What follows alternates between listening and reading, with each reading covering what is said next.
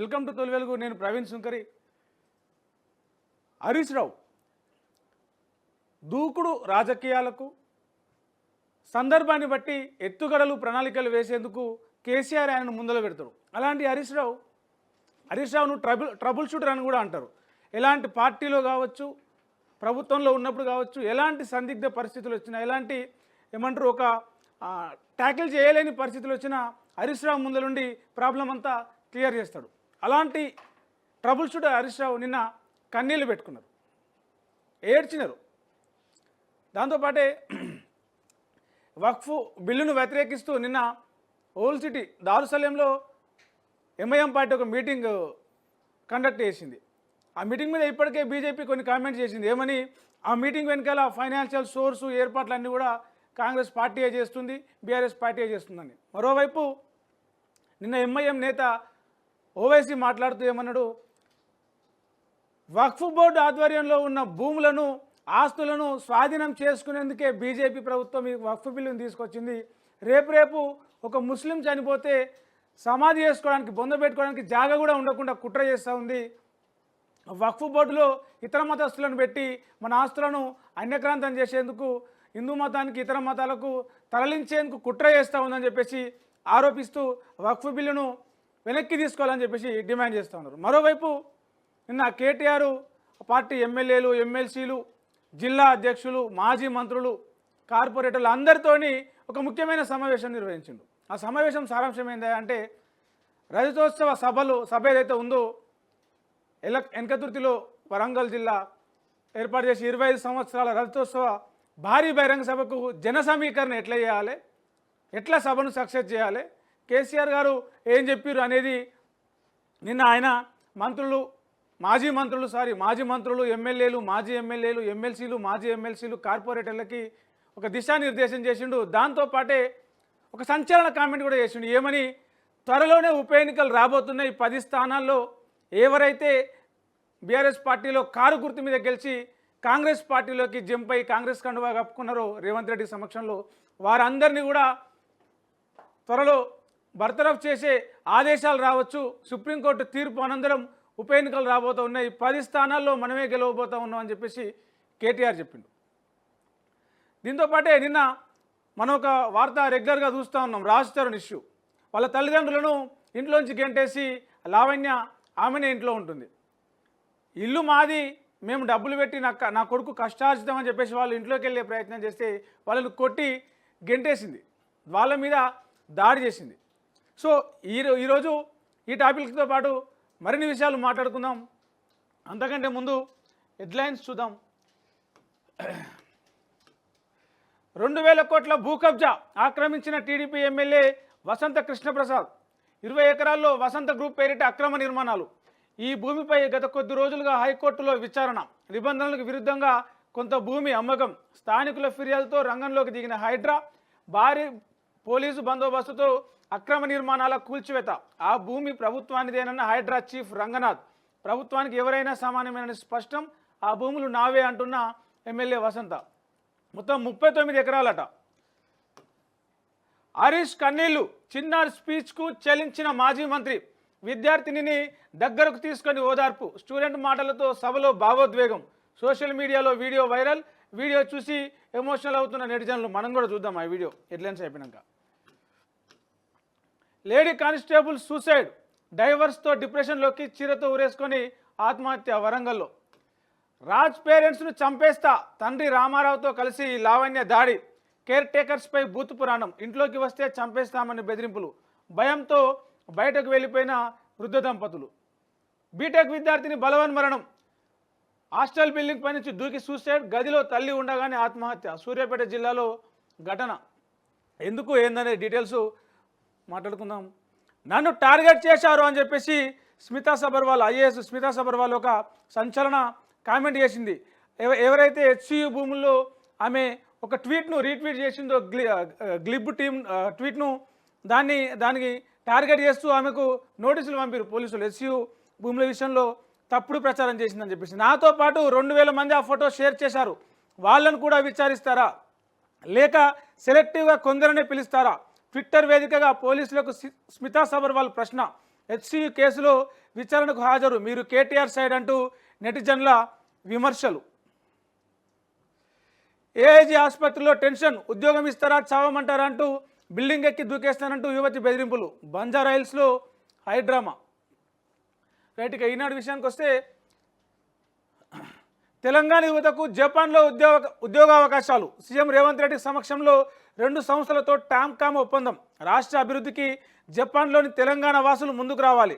సొంతూరు అభివృద్ధి చేసుకుంటే ఆ ఆనందమే వేరు. జపాన్ తెలుగు సమాఖ్య సమావేశంలో ముఖ్యమంత్రి పిలుపు. 2,50,236 మందికి జేఈఈ అడ్వాన్స్ అర్హత. మెయిన్లో జాతీయ స్థాయిలో 1, 15, 18 ర్యాంకులు తెలుగు రాష్ట్రాలకే. తొలి 100లో 35 మనవే. మే 18న అడ్వాన్స్డ్ పరీక్ష, జూన్ 2న ఫలితాలు. ఇంటర్మీడియట్ ఫలితాలు ఈ నెల 22 తారీఖు, అంటే రేపు లేదు ఎల్లుండి మంగళవారం నాడు వస్తాయట. రైట్, ఇక ఆంధ్రజ్యోతిలో ప్రధాన వార్తలు చూస్తే ఇలా ఆంధ్రజ్యోతిలో ప్రధాన వార్తల కంటే ప్రధాన ఏమంటారు ప్రకటనలు ఎక్కున్నాయి, యాడ్సే ఎక్కున్నాయి. ఇగో 5వ పేజీది, 6వ పేజీ, ఇలా వార్తలు ఏం దొరకనట్టుంది.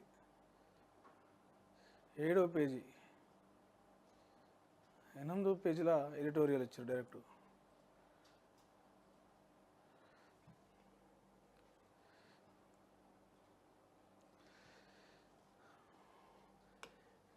నేడు రేపు వర్షాలు.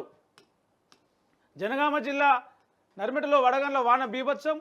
కొనుగోలు కేంద్రాల్లో తడిసిన ధాన్యం. రాష్ట్ర వ్యాప్తంగా పలు చోట్ల వర్షాలు. తిరుమల కిటకిట. వారాంతం పరీక్షా ఫలితాల నేపథ్యంలో పెరిగిన రద్దీ. స్వచ్ఛ భారత్కు 516 కోట్లు మంజూరైనాయి. ఆమోదం తెలిపింది మంత్రి సీతక్క. వైద్య ప్రొఫెసర్ల నియామకానికి బ్రేక్. ఆగిన 612 అసిస్టెంట్ ప్రొఫెసర్ల భర్తీ. తేలని అడిషనల్ డిఎంఈల పదోన్నతి. జిఐడి వద్ద 3 నెలలుగా ఈ పదోన్నతుల ఫైలు పెండింగ్లో ఉందంట. సచివాలయం వద్ద భద్రత పెంచిర్రు. ఎందుకంటే వరుసగా అక్కడ చలో కార్యక్రమాలు, ముట్టడి కార్యక్రమాలు పెరుగుతూ ఉన్నాయి. హెచ్యు విషయంలో వామపక్ష విద్యార్థి సంఘాలు మెరుపు ముట్టడి చేసిర్రు. ఆ తర్వాత అంగన్వాడీలు, ఆ తర్వాత ఆశా కార్యకర్తలు, మొన్నటికి మొన్న కాంట్రాక్ట్ లెక్చరర్లు కూడా మెరుపు ముట్టడికి ప్రయత్నించారు. దీంతో సచివాలయం చుట్టూ కూడా భద్రత పెంచిర్రు. ఇక స్వస్థలాలకు.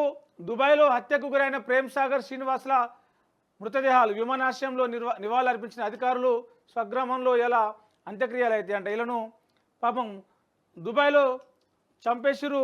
వాళ్ళని తీసుకురాబోతా ఉన్నారు. మన ఎయిర్పోర్ట్కి వచ్చినాయి. వాటిని అధికారులు నివాళులర్పించి వాళ్ళ సొంత గ్రామాలకు తరలించురు. ఇలా తెలంగాణ యువతకు జపాన్లో జాబ్స్. ఆ దేశ కంపెనీలతో టామ్కామ్ ఒప్పందాలు. సీఎం రేవంత్ రెడ్డితో కంపెనీ ప్రతినిధులు భేటీ. కుప్పకీవులు నా బతుకులు. దేశ రాజధానిలో ఘోర విషాదం. భవనం కూలి 11 మంది చచ్చిపోయారట.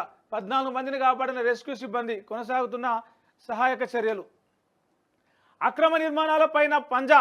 హైడ్రా చరిత్రలోనే అతిపెద్ద ఆపరేషన్. ప్రభుత్వ భూముల్లో ఆక్రమణల తొలగింపు. 2000 కోట్ల విలువైన భూమికి విముక్తి. విచారించిన తర్వాతే కూల్చివేసిన హైడ్రా. తప్పుడు సమాచారంతో కూల్చారన్న ఏపీ ఎమ్మెల్యే వసంత కృష్ణప్రసాద్. అభివృద్ధిలో ప్రపంచంతోనే పోటీ. అన్ని రంగాల్లో తెలంగాణ అభివృద్ధి. ఐటీ, ఫార్మా రంగాల్లో ప్రగతి. త్వరలోనే రాష్ట్రంలో డ్రై పోర్ట్ ఏర్పాటు.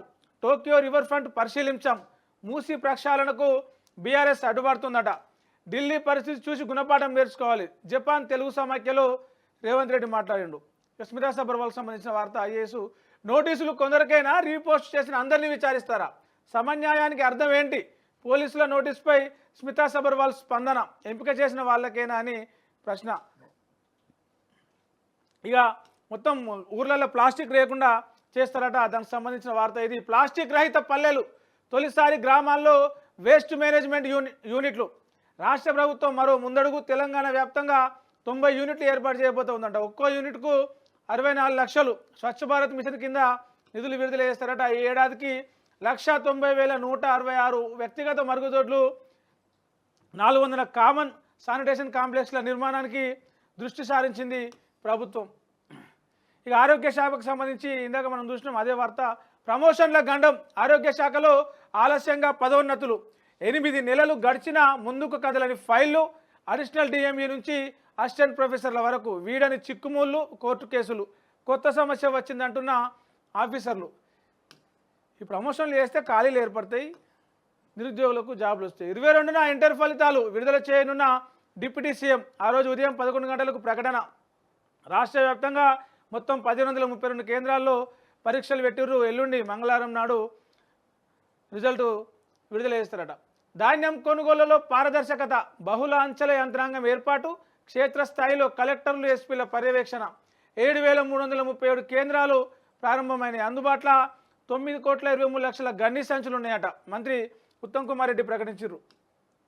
అక్రమార్కులకు అందలం, జిహెచ్ఎంసీలో పైరవీకారుల హవా, కోరుకున్న సీటు కోసం ప్రయత్నాలు, సచివాలయ స్థాయిలో లాబింగ్. ఎంఆర్డీసీఎల్ సిఈ సీటుపై బల్దియా ఇంజనీర్ నజరేసిందట. ఆయన ఎంఆర్డీసీఎల్ సిఈ సీటు కోసం మొత్తం లాబింగ్ చేస్తున్నారు. మొత్తం పైరవీకారులకే జిహెచ్ఎంసీల ఉద్యోగాలు, పదోన్నతులు దక్కుతున్నాయని చెప్పేసి ఒక వార్త ఇక్కడ చూడొచ్చు. బీఆర్ఎస్ బండారం బయటపడింది. ఎంఐఎంను గెలిపించేందుకే ఓటింగ్కు దూరం, భాగ్యనగర్ను మజ్లిస్కు అప్పగించేందుకు కుట్ర చేస్తున్నారని చెప్పేసి కోశమైల్ ఎమ్మెల్యే రాజాసింగ్ చేస్తున్నారు. సంచలన కామెంట్లు ఇవ్వకపోతే ఆయనకు నిద్ర పట్టినట్టుంది, భూవారగనట్టుంది పాపం. గ్రేటర్ ఎమ్మెల్సీ ఎన్నిక బహిష్కరిస్తున్నాం, విప్ ధిక్కరిస్తే కౌన్సిలర్లపై వేటు, బీజేపీ ఎంఐఎంలతో మనకు వద్దు, బీఆర్ఎస్ వర్కింగ్ ప్రెసిడెంట్ కేటీఆర్. బీజేపీకి కట్టప్పలా కేటీఆర్, లిక్కర్ కేసుతో తెలంగాణకు అగౌరవం, కవితను తప్పించేందుకు ప్రయత్నాలు. మహేష్ కుమార్ గౌడ్ సంచలన కామెంట్లు చేసిండు. ఇక వెలుగు వార్తల్లోకి వస్తే, టీం శివంగి నిర్మల్ జిల్లాలో మహిళా కానిస్టేబుల్తో స్పెషల్ టీం ఏర్పాటు. 45 రోజులు స్పెషల్ ట్రైనింగ్ ఇప్పించిన ఎస్పీ జానకి షర్మిల. శనివారం మంత్రి సీతక్క చేతుల మీదుగా స్పెషల్ గ్రూపు ప్రారంభించారు. అన్ని జిల్లాల్లో శివంగి టీంలు ఏర్పాటు చేయాలని చెప్పేసి గ్రూప్ కమాండోలు వీళ్ళు. ఇక మహిళలకు సంబంధించి కానీ ఏదైనా సడన్ ఆపరేషన్ సంబంధించి వస్తే వాళ్ళు రంగంలో దిగుతారు. ఇప్పటికే ట్రైనింగ్ అయిపోయింది. నిర్మల్ జిల్లాలో అనౌన్స్ చేసి మిగతా జిల్లాల్లో కూడా త్వరలో ఏర్పాటు చేసే దిశగా చర్యలు తీసుకుంటున్నారు. జేఈ మెయిన్స్లో మనోళ్ళ హవా. రాష్ట్రానికి చెందిన 3 స్టూడెంట్లకు 100% వచ్చింది. హర్షగుప్తా, అజయ్ రెడ్డి, బనిబ్రతకు 300కు 300 మార్కులు వచ్చినాయట. జేఈ అడ్వాన్స్కు 2.5 లక్షల మంది ఎంపిక. 23 నుంచి రిజిస్ట్రేషన్లు చేస్తారట. మే 18న ఎగ్జామ్ ఉంటుందట. తమ్మి మంచి చదువుకోరి. ఢిల్లీలో కూలిన బిల్డింగ్, 11 మంది మృతి. పైలట్ ప్రాజెక్టులో సమస్యలు వస్తే భూభారతిలో మార్పు చేస్తామన్నారు మంత్రి పొంగులేటి. ఇక చెరువులను ఆక్రమిస్తే వదిలేద్దామా, ఢిల్లీ కాలుష్యాన్ని చూసైనా మనం గుణపాఠం నేర్చుకోవద్దా, సీఎం రేవంత్ రెడ్డి అన్నారు. జపాన్ పర్యటనలో ఉన్నారు ఆయన. మూసీ ప్రక్షాళన, అక్రమ కట్టడాల కూల్చివేతకు కొందరు అడ్డుపడుతున్నారు. అలాంటి వాటిని కూల్చకపోతే ప్రకృతి మనల్ని క్షమించదు. ఢిల్లీ కాలుష్యంతో స్కూళ్ళు, ఆఫీసులు, పార్లమెంటును మూసే పరిస్థితి వచ్చింది. ఆ పరిస్థితి హైదరాబాద్కు రావద్దంటే మూసీ ప్రక్షాళన కీలకం. రాష్ట్రాభివృద్ధికి ప్రవాస తెలుగు వాళ్ళు సహకరించాలని పిలుపు. జపాన్లో తెలుగు సమాఖ్య కార్యక్రమంలో ప్రసంగం. ఏంది ప్రకృతి క్షమించేదంటే ప్రకృతికి సంబంధించిన చెట్లు 100 ఎకరాల్లో చెట్లు కొట్టేసిన మొన్న, అది కూడా ప్రకృతి అని కొంచెం గుర్తిస్తే మంచిగా ఉంటుంది. 22న ఇంటర్ ఫలితాలు. First year, second year result 2 ఒకటేసారి వస్తాయట. మే 31 కల్లా డీసీసీ చీఫ్ల నియామకం. కెనడాలో భారతీయ విద్యార్థిని హత్య. జీవో 111 ఎత్తేసినప్పుడు ప్రకృతి గుర్తుకు రాలేదా అని చెప్పేసి సీఎం రేవంత్ రెడ్డికి ఎంపీ రఘునందన్ కౌంటర్ వేశారు. పర్యావరణం గురించి మాట్లాడే హక్కు కేటీఆర్కు లేదట. ఓఆర్ఆర్ పక్కన హై రేంజ్ బిల్డింగ్లకు పర్మిషన్ ఎలా ఇచ్చారు, అప్పుడు ఎక్కడ మొక్కలు నాటారు, ఎన్ని చెట్లు పెంచారో చెప్పాలి. హెచ్ఈ భూములపై పోరాటం చేస్తున్నది బీజేపీ అని వెల్లడి.